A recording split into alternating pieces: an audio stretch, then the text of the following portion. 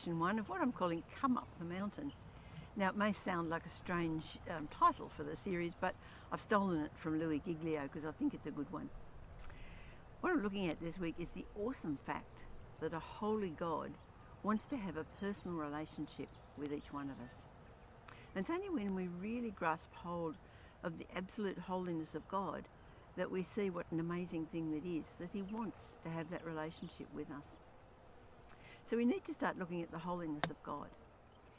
In Isaiah 6:1, we have the record of a vision that Isaiah the prophet was given. It reads like this: "In the year that King Uzziah died, I saw the Lord seated on a throne, high and exalted, and the train of his robe filled the temple.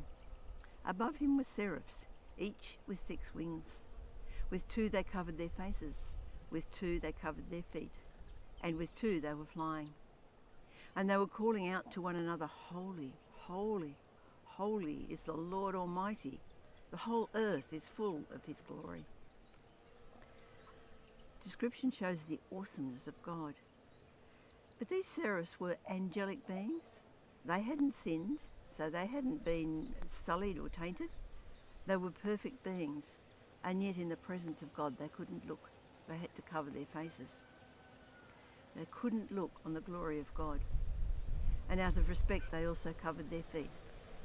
And as they were flying, they were singing, "Holy, holy, holy is the Lord Almighty." And that's all their song was, because there is nothing more that can be said about God. Holy means to be set apart and sacred. Now, the Hebrew way of emphasizing something is to repeat the word. And so we get the teachings of Jesus that say, "Truly, truly, I tell you," which means this is very important, this what I'm about to say.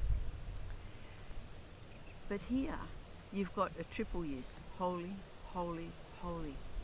It's more than emphasizing the word. What it's saying is God is just in a league of his own. There is nothing like him. Exodus 15:11, we have the song that the Israelites sang after they'd crossed the Red Sea and they'd seen the Egyptian army destroyed.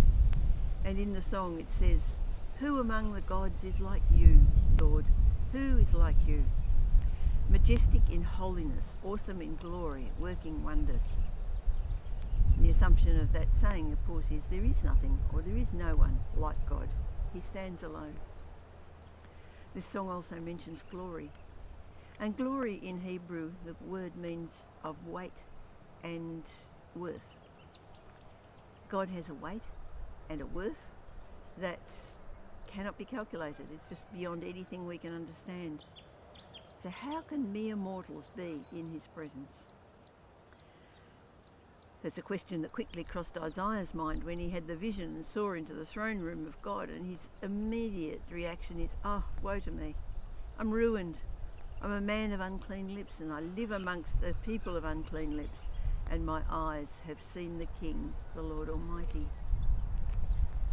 Isaiah fully expected that he would just shrivel up and die, because that's what happens when sinful mortals come into the presence of the holy God.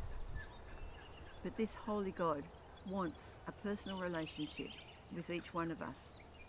And this is what's made possible through Jesus.